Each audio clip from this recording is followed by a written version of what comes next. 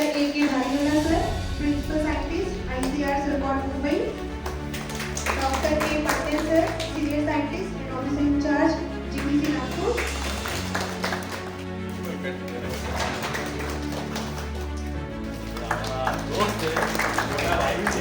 नमस्कार, अभिनंदन। आज की दिन जो बहुत महत्वपूर्ण दिन कह सकता हूँ, क्योंकि आज बहुत सारे चीज़ इकट्ठा हुआ। जैसे आज भारतपुर से ऐसे गेस्ट आए हैं तो हमारे लिए बहुत अच्छा लगा कि किसान के प्रोग्राम से जो आजकल के ज़माने में ज़रूरत है ऑर्गेनिक और centre for organic and natural farming और प्रभारी पांड्या और मेरा साइंटिस्ट वर्षा डॉक्टर मृत्युंजय और अदर टेक्निकल प्रोफेशनल स्टाफ्स। इतना बोलूँगा कि आज उड़ीसा सरकार को मैं आभारी हूँ कि एक प्रोग्राम में आपको यकीन नहीं होगा, फील्ड ऑफ साइंस उनको मालूम था से कॉटन उगाने का फील्ड में आता है, उसको आते हैं इन इंडिया। तो बहुत सारी चीज़ें कर रहे हैं और करने की कोशिश कर रहे हैं। अगेन सर को धन्यवाद दूंगा यहाँ बुलाने के लिए। आप लोग ने काफ़ी इंटरेस्ट लेके सर को भी सुना। मेरा बस आपसे ये रिक्वेस्ट रहेगा कि जो भी सर ने कहा कि आपदा में ही अवसर है, एक आपदा गवर्नमेंट गिर भी गई है दिल्ली में, अपना थोड़ा ध्यान रखिए, जहाँ भी आपदा देखिए अवसर बनाइए और आगे बढ़ते रहिए। मेन पॉइंट अगेन वही है कि आत्मनिर्भर होना है और उसके लिए थोड़ी सी मेहनत करनी पड़ेगी। सर प्लीज यहाँ पे आके हमारे किसान भाइयों का मार्गदर्शन करें। सबसे पहले आपको नागपुर में सरकार की इस इम्पोर्टेंट ऑर्गेनाइजेशन में आने के लिए हार्दिक शुभकामनाएं सभी किसान भाइयों को। मैं उड़ीसा में रहा हूँ, भुवनेश्वर में मेरी पोस्टिंग थी। सर से अभी बात हो रही थी, डॉक्टर साहब से, डॉक्टर परमुल्ला सर से। Such a great personality is with अस।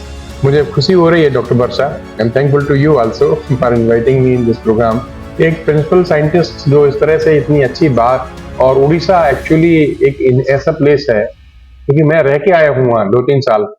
और सर मैं I have visited more than 51 times to Puri. जो भी आता था पुरी लेके जाते थे तो वो एक ऐसा प्लेस था बस कि कोई भी अगर इम्पोर्टेंट आदमी आ रहा है तो उसको दर्शन भी करना होता था। और we learn lot of things from Orissa state. एक हमने उड़ीसा में बहुत अच्छा ग्रुप बनाया है, वो ऑर्गेनिक फार्मिंग नेचुरल फार्मिंग का ग्रुप है। पटनायक सर वो हमारे साथ थे, वहाँ एग्रीकल्चर सेक्रेटरी थे विजय पटनायक, वो उनके साथ है ग्रुप।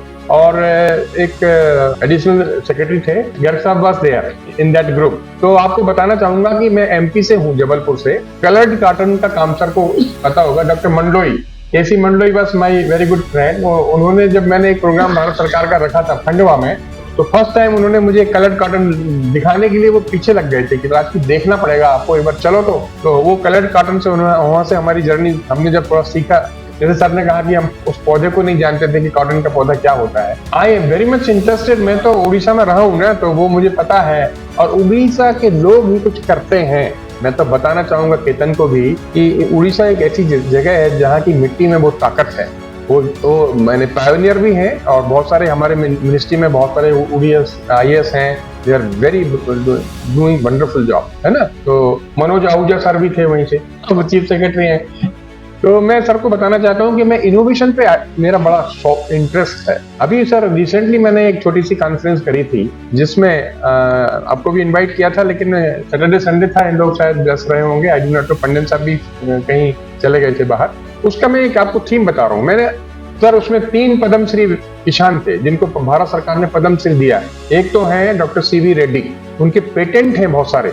मिट्टी पर काम किया उन्होंने, सॉइल पे। वो मिट्टी जो ऊपर मिट्टी है उसके नीचे कितने गहरे जाके वो मिट्टी को निकालेंगे। हुआ ये था, जैसे आपने बताया, एक आदमी ने ट्यूबवेल खोदा, उस ट्यूबवेल की मिट्टी जो निकली खोदने की, जो मिट्टी बेकार हो जाती है वैसे, उस मिट्टी को उन्होंने यूज किया as a fertiliser and it was miracle. Innovation ऐसे होता है। उसका यूज किया तो उन्होंने देखा कि क्या उसमें प्रोडक्शन हुआ है, 2 टाइम्स प्रोडक्शन हुआ है ना। वो उनको CV रेड्डी, आप गूगल में जाके देखना, ये बच्चे जो है ना देख सकते हैं। तो आप देखिएगा, वो आए थे and he stayed 2 days with me।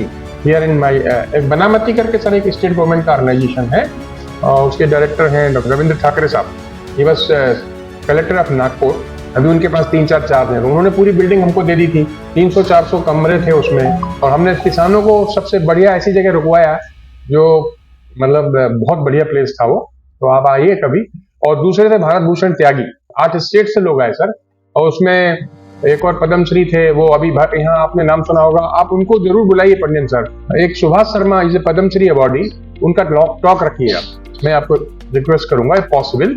तो वो भी थे हमारे बीच में उस प्रोग्राम में। तो 3 पद्मश्री, एक पद्म भूषण, और एक हमारी ज्वाइंट सेक्रेटरी, आप शायद जानते होंगे उनका नाम, Rani Kumudini, he was our joint secretary earlier. तो हमने उनके समय पे, आपने सर नाम सुना होगा, डॉक्टर ये हमारे अशोक डलवाई साहब। अशोक डलवाई वाज दी एक्चुअली नारा के सीईओ भी थे, और now he is the doubling up farmers income के चेयरमैन, और he is not only, he was IPS, IAS and PhD in agriculture. और आपके वहाँ सबसे पहले उड़ीसा में उनकी पोस्टिंग थी। He was very good friend of mind. बहुत उनसे हमारा, जैसे आपका और पंडित जी का स्नेह है, ऐसा हमारा उनके साथ भी है। यस यस यस, अभी वो बेंगलोर में है और वो भी आने वाले थे, तो बाय द वे उनका कुछ इंपॉर्टेंट असाइनमेंट आ गया, तो वो आए सर। Is very dynamic. अभी वो तेलंगाना स्टेट की इलेक्शन कमिश्नर है, तो उनको बड़ा इंटरेस्ट है। So she framed one of the scheme for promotion of organic farming and natural farming in the country, that is PKVY, doctor साहब, Paramparagat Krishi Vikas Yojana, and I was looking after that scheme. इसके बाद में एक डोनर मिनिस्ट्री की scheme आई थी, वो development of north eastern region. आप सब लोगों ने नॉर्थ ईस्ट किस किसने देखा, हाथ ऊपर करो। नॉर्थ ईस्ट यानी हमारे 7 सिस्टर स्टेट्स, आप बताइए कौन कौन से हैं? मणिपुर, मिजोरम, मेघालय, सिक्किम, नागालैंड, अरुणाचल प्रदेश, त्रिपुरा। कौन कौन, आपको इसमें से कौन है जो देख के आया इन स्टेट्स को? देखा कि नहीं देखा? मैं इस मंच के माध्यम से कहना चाहता हूं कि वर्षा को भी मैंने एक आध बार बोला था कि those who have not seen North East are not born, उनका जन्म ही नहीं हुआ जिन्होंने नॉर्थ ईस्ट नहीं देखा। तो आपको जन्म लेना है कि नहीं लेना? ये मैं इस मंच के माध्यम से डॉक्टर पंडियन के इस मतलब उस पर मैं बोलना चाहता हूं आप लोगों को कि जब तक आप घर से बाहर नहीं निकलोगे, एग्रीकल्चर की जब हम बात करते हैं तो अभी नॉर्थ ईस्ट में मैं लेके आऊंगा, फिर से मैं शॉर्ट में करूंगा, but I am very much interested. Kutch Bhuj किसने देखा? गुजरात का कच्छ और भुज किसी ने देखा गुजरात का? और हम बोलते हैं पंडित साहब के साथ जब हम लोग कोई मीटिंग में रहते हैं, हम बोलते हैं कि सर जिसने कच्छ भुज नहीं देखा उसने कुछ नहीं देखा। बिंद्रा जी आपने देखा? तो आपने भी कुछ नहीं देखा। आप विजिट करके आइए, सरप्राइज करेंगे। ऐसी जगह जहां पर केवल नमक ही नमक है। सर के बाद हम बात हो रही थी इनोवेशन की, साल में कौन खेती कर सकता है?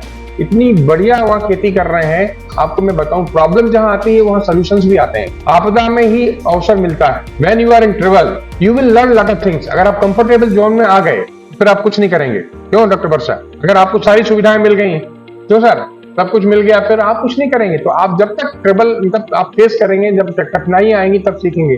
वहाँ के हमारे ऐसे किसान हैं, ठक्कर भाई है, हमारे एक ज्वाइंट सेक्रेटरी इसके पहले थे, वो इनके पहले, तो वो उन्होंने मुझे भेजा था वहाँ पर इतनी बढ़िया खेती किसान कर रहे हैं, और पूरी की पूरी रेन का वो लगता है वहाँ पे, बड़ा मतलब जहां से देखो तो नमक ही नमक, वाइट वाइट दिखता है। वहां पर वो किसान ऐसे हैं, वो ड्रैगन फ्रूट्स की खेती कर रहे हैं। आपको एक मैसेज दे रहा हूँ कि जो है ऐसी जगह आपकी मिट्टी में जहां पर कुछ सॉल्टी सॉइल हो, वहां पर आप ड्रैगन फ्रूट की खेती करिए। एक खजूर होता है, एक आइडिया मैं दे रहा हूँ आपको, जस्ट खजूर होता है ना, 5,000 का एक प्लांट आता है, लेकिन हमारे यहाँ पर नागपुर में लोगों ने लगाए हैं, हजारों प्लांट्स लगाए हैं। इट इज वेरी गुड, अच्छी ईल्ड आ रही है। आपने देखा कभी ड्रैगन फ्रूट की खेती? तो हम उड़ीसा को आगे लाएंगे, और आप यहाँ से जाके, आप यहाँ से देख के जाना। हमारे अगर टाइम मिलता है तो मैं डॉक्टर साहब को बोलूंगा कि you visit some of the farms, जो यहाँ पर ऐसे फार्म्स हैं। आप देखिए कितना अच्छा खेती कर रहे हैं। और देखो, जब तक एग्रीकल्चर का जो सिस्टम है डॉक्टर ब्रह्मलो साहब, हम नर्सरी बनाते हैं, कॉटन की तो नहीं बनाते, लेकिन दूसरी क्रॉप जैसे कोई भी वेजिटेबल क्रॉप्स है, चिली है या आपके टोमेटो है, ब्रिंजाल है, सबकी पहले नर्सरी बनती कि नहीं? फिर बाद में मेन फील्ड में ट्रांसफर करते हैं। तो नर्सरी में क्यों नहीं खेती करते हम लोग? आप धान लगाते हो, उड़ीसा के सब लोग, हम अवर कल्चर इज एग्रीकल्चर, लेकिन वो कब डेवलप होता है? तो जब आप नर्सरी से जब आप मेन फील्ड में डालते हैं, मतलब आपका ट्रांसफर होना चाहिए। ये आपका ट्रांसफर हुआ है कहां से? उड़ीसा से महाराष्ट्र। तो you will learn lot of things from Maharashtra. कि हम लोगों को आंखें तो दे सकते हैं, लेकिन विजन नहीं दे सकते। मतलब किसान केवल अब कॉटन उगाने वाला नहीं है, आपको मल्टी क्रॉपिंग पे काम करना होगा, आपको प्रोसेसिंग, जो आपका ये जो है ना, ये प्रोसेसिंग, किसान केवल प्रोड्यूसर नहीं होना चाहिए, अभी आपको प्रोड्यूसर के साथ साथ प्रोसेसिंग करना है, प्रोसेसिंग के साथ मार्केटिंग में भी जाना है, then only you will be successful farmer. ये मेरा मैसेज है आज का। तो आपको आत्मनिर्भर होना है। आत्मनिर्भर हमारे पीएम साहब का एक विजन है कि आत्मनिर्भर का मतलब आपको फर्टिलाइजर के लिए भी नहीं भागना, आपके पास क्या क्या ऐसे होना चाहिए और कौन कौन सी ऐसी टेक्निक्स हैं जिसको हम बोलते हैं इंडिजिनियस टेक्निकल नॉलेज। ये हमारा सेंटर है जो आपको बताना चाह रहे थे हम, अमरावती रोड पे गोंडखेरी में है, और आप लोगों को मैं कभी मौका लगेगा तो विजिट भी कराएंगे। सर तो हैं ही हमारे साथ। तो ये हम यहाँ से इतने स्टेट्स को देखते हैं, गुजरात, मध्य प्रदेश, महाराष्ट्र, तेलंगाना, आंध्र प्रदेश, छत्तीसगढ़, दादर एंड नगर हवेली, ये एरिया को हम लोग देख रहे हैं।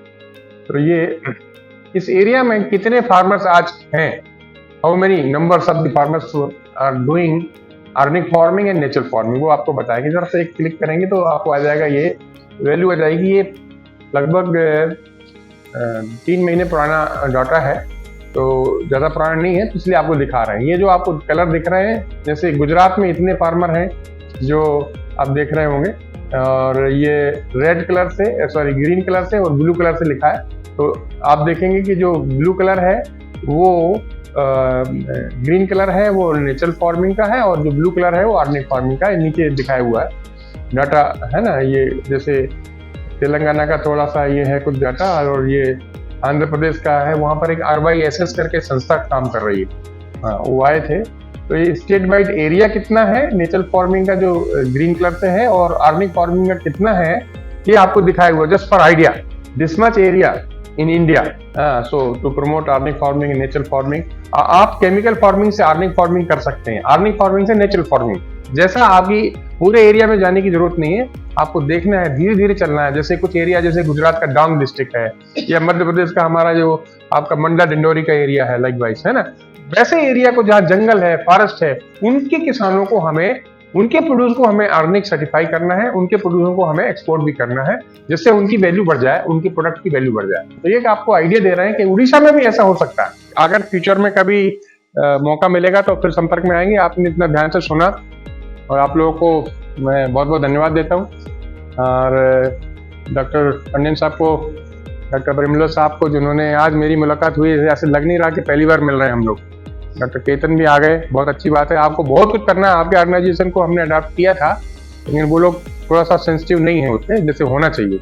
एक बहुत अच्छा प्रोग्राम हमने किया था, और सारे RCs आए नागपुर में। ऐसे हम लोग चाहते हैं कि स्टूडेंट्स का बहुत बड़ा रोल है। No bomb can blast without ignition, so you are the ignitive. आप इग्नाइट होंगे तभी कुछ होगा इस देश में। तो थैंक यू वेरी मच, नमस्कार।